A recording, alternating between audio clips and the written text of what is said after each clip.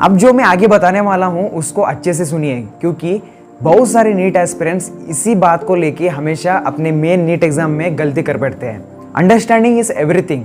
NEET aspirants के दिमाग में हमेशा एक नोशन रहता है कि जितना बार हम रिवाइज करेंगे उतना ज़्यादा मार्क्स आने वाले हैं। कुछ हद तक सही है कि तुम रिवाइज करना चाहिए ताकि वो जो कंटेंट है उसको आप अच्छी तरह से रिटेन कर पाओ। बायो को जितना बार रिवाइज करते होंगे उतना फिजिक्स को नहीं करते होंगे। क्यों? चलो पहले ये समझते हैं कि आपको मल्टीपल टाइम्स पढ़ने की ज़रूरत क्यों आती है। देखो, मल्टीपल टाइम्स हम इसलिए पढ़ते हैं ताकि जो मेमोराइजेशन की पार्ट हो, मतलब कुछ फैक्ट होते हैं वो कुछ रटना ही पड़ता है, तो आप बार बार उसको रिवाइज करना पड़ता है ताकि वो लास्ट एग्जाम तक याद। एक एग्जाम्पल के जरिए समझाता हूँ। सोचो आज आपका एक कुछ क्लास हुआ और एक टॉपिक लिया गया और एक लेसन लिया गया और अच्छी तरह से सर ने पढ़ाया आपको। अब आपको कुछ समझ में आया होगा और कुछ टॉपिक्स नहीं समझ में आया होगा, और वही सर अगले क्लास आएंगे और तुम्हें स्टेज पे बुलाएंगे और बुला के बोलेंगे कि जो मैंने प्रीवियस क्लास में पढ़ाया था जस्ट बिफोर ए आवर वो पूरा यहाँ पे बता दो। तब आपको क्या होगा, थोड़ा पैनिक से होगा, क्योंकि अभी तो रिसेंटली हुआ है ना, तो उतना ज़्यादा दिमाग में अच्छे से नहीं बैठा होगा, है ना। लेकिन आपको अगर वो चांस दिया जाए तो आप क्या करोगे, वही चीज़ें बताओगे जो तुम्हें ज़्यादा अंडरस्टैंड हुआ है। यही सिचुएशन होगा नीट के एग्जाम में। पढ़े तो बहुत कुछ होंगे, बहुत बार रिवाइज भी करे होंगे, लेकिन नीट में क्या है, एक सिचुएशन माहौल ऐसा रहता है कि तुम एकदम प्रेशराइज्ड कंडीशन में रहते हो, तो उस समय जितना भी इजी क्वेश्चन आए तो आपको वही याद आने वाला है जो आपको अंडरस्टैंड हुआ है। So understanding place a very major role in NEET examination. केवल आप मेमोराइजेशन पार्ट को फोकस मत करो, फैक्चुअल चीज़ें वो तो सभी पढ़ेंगे जो नीट एस्पिरेंट्स आपके साथ कॉम्पीट कर रहे हैं, उनमें और आप में बस यही फ़र्क रहता है कि तुम दोनों में अंडरस्टैंडिंग किसकी ज़्यादा है, और जिसका ज़्यादा अंडरस्टैंडिंग होगा उसका ज़्यादा मार्क्स आए। और काफ़ी बार ये भी प्रॉब्लम हो सकता है कि मैं टॉपर स्टूडेंट्स की बात नहीं कर रहा हूँ, जो एवरेज स्टूडेंट्स हैं उनकी बात कर रहा हूँ मेरी तरह। उनके हमेशा एक प्रॉब्लम होती है कि समझ में तो आता है, लेकिन बाद में क्या है, जब क्वेश्चंस करने बैठते हैं तो भूल जाएंगे, है ना। तो मुझे एक फेमस सा कोट याद आ रहा है अल्बर्ट आइंस्टाइन का, if at all you are not able to explain someone that means you have not understood it well. So I want to just manipulate it, if at all you are not able to solve the question that means you have not understood it well.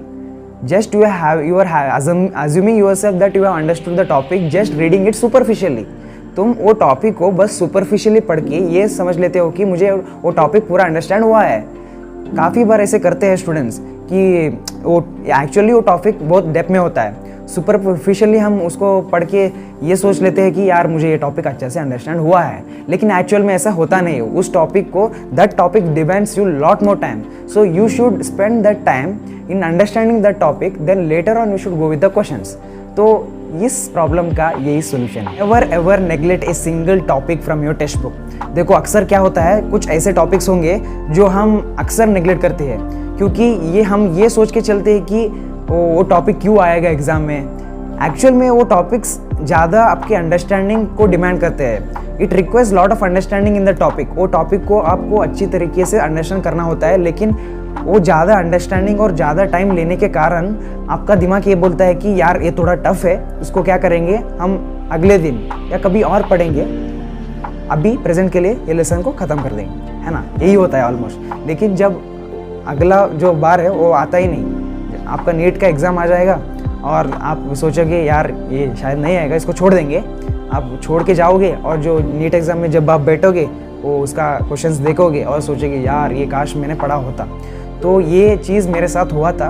वेर्नलाइजेशन topic था शायद biology में, plant growth and development में। वेर्नलाइजेशन जो topic है वो मुझे superficially थोड़ा कुछ समझ में आया था, लेकिन मैं सोचा था कि अरे यार ये यहाँ से क्यों क्वेश्चंस आएंगे, लेकिन मैंने सोचा भी था कि उसको बाद में और एक बार अच्छे से पढ़ो, लेकिन हुआ क्या था, टाइम पूरा निकल गया था, वो कल आया ही नहीं था मेरा लाइफ में। जब मैं नीट एग्ज़ाम में बैठ गया, उसका एक क्वेश्चंस देखा, ख़त्म। मैंने एक क्वेश्चन छोड़ के आया यार, just because of my negligence.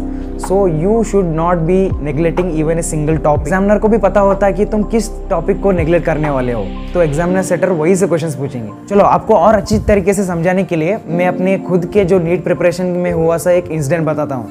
हुआ क्या था, मेरा एक दोस्त था, हम दोनों फर्स्ट ईयर में एक ही क्लास में थे, तो उसका मार्क्स मेरे से कम आते थे। ऐसा नहीं है कि मैं कंपेयर कर रहा हूँ, we used to have a very healthy competition among us.